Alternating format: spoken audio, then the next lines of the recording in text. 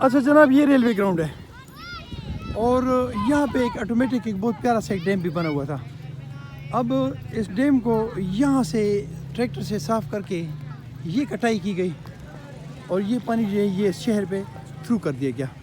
اب ضرورت اس بات کی تھی کہ اس ڈیم کو اور مضبوط بناتے، اس پانی کو یہاں روکتے اور جتنے بھی اس ایریا کا پانی آتا وہ یہاں رکتا اور یہ پانی اس زمین میں جذب ہوتا اور زمینوں میں کنویں کا جو لیول ہے وہ تھوڑا سا اوپر آتا اور ہمیں پانی کا فائدہ ہوتا.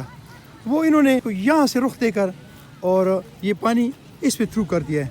اب اس کا نقصان یہ ہوا کہ ایک تو پیچھے جو پانی کھڑا ہوا تھا جو کہ ہمارے کنوؤں کی وہ لیول جو ہے اس کو اوپر کرتا اور ہمارے جو پانی جو کم ہو رہا ہے اس کو بہتر کرتا، وہ ختم کر دیا. دوسری بات یہ کہ وہ سارا پانی جو ہے وہ شہر کی طرف تھرو کر دیا. چوتھی بات یہ کہ ہماری بہنیں بیٹیاں ہمارے بچے جتنے بھی گند آتے ہیں وہ سارا ادھر پھینکتے ہیں جو کہ اس پانی کے ساتھ یہاں چلا جاتا ہے اور اس کی پوزیشن یہ ہے.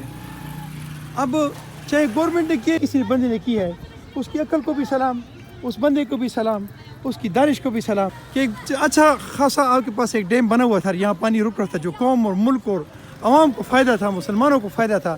وہ اللہ کے بندے تم نے اس کو توڑ کے اور وہ پانی کو تھرو کر دیا ادھر. تو یہ تو ایک غلطی ہو گئی. دوسری بات یہ کہ یہ سارا پانی آپ نے ان تمام لوگوں پہ تھرو کر دیا ہے جو کہ یہاں پہ قیمتی مکان ہیں، غریب لوگ ہیں، انہوں نے بڑی مشکلوں سے اپنے مکان بنائے ہوئے ہیں اور یہ پانی ان کو نقصان دیتا ہوا آخرکار بابو چوک تک یہ پہنچتا ہے، جس کی پراپر صفائی نہ ہونے کی وجہ سے یہ سیلابی صورتحال اختیار کرتا ہے. اور یہاں کے جتنے بھی رہائشی ہیں، نمازی ہیں، وہ اپنے مساجد میں جاتے ہیں یا گھروں میں جاتے ہیں یا کہیں اور جاتے ہیں تو ان کو مشکلات کا سامنا ہوتا ہے. ضرورت اس بات کی ہے کہ ایک تو اس ڈیم کو ایک دفعہ پھر اس کو ڈھکا لگایا جائے اور اس ڈیم کے پانی کو روکا جائے تاکہ وہ شہری ایریا میں نہ آئے اور لوگوں کو نقصان نہ ہو. دوسری بات یہ کہ یہ نالا جو ہے اس کو ایک دفعہ فی الفور دیکھا جائے، اس کو کھولا جائے، اس کی صفائی کی جائے اور زیادہ بہتر یہ ہے کہ جہاں جہاں ممکن ہو اس کو تھوڑا سا اوپر کیا جائے تاکہ یہ پانی جو ہے اس سے اچھی طریقے سے نکل سکے. اور تیسری جو سب سے اہم ترین بات ہے وہ یہاں کے لوگوں کی ہے کہ آپ لوگ ویل ایجوکیٹڈ ہیں، سمجھدار ہیں میرے بچوں.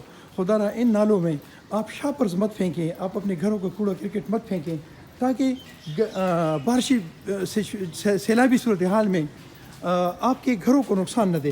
جب آپ اس میں شاپر ڈالیں گے تو الٹیمیٹلی یہ پانی آپ کے گھروں کو نقصان دے گا. السلام علیکم ورحمۃ اللہ وبرکاتہ.